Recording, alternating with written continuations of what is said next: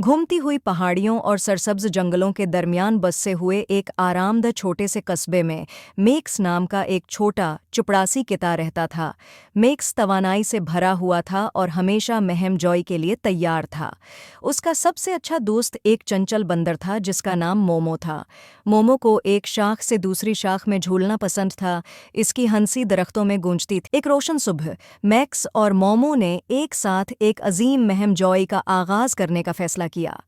Max की हल्ती दम के साथ रास्ते की रहनुमाई और मोमो की फरतैली छलांग के साथ वो नामालूम की तरफ रवाना हो गए। उनका सफ़र उन्हें लंबे घास के खेतों में ले गया, जहां वो तितलियों का पीछा करते थे और खरगोशों के कौदने की हरकत पर हंसते थे।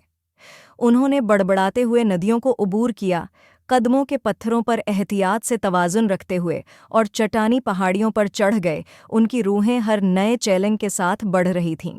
लेकिन जैसे ही सूरज ग़ुरूब होने लगा, उन्होंने अपने आप को घने जंगल में खोया हुआ पाया।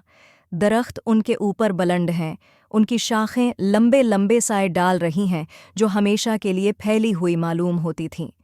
मेक्स की दम परेशानी से डूब गई और मोमो की चंचल चहचहाहट खामोश हो गई। बस जब वो नामीद होने लगे तो उन्होंने झाड़ियों में सरसराहट सुनी।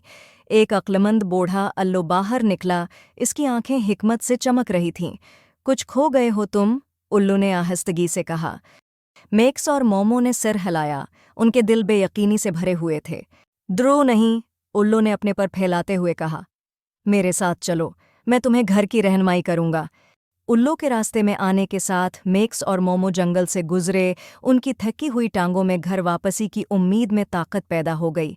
रास्ते में उल्लू ने जंगल और उसके राजों की कहानियां शेयर कीं। उनके दिलों को हैरत और खौफ से भर दिया।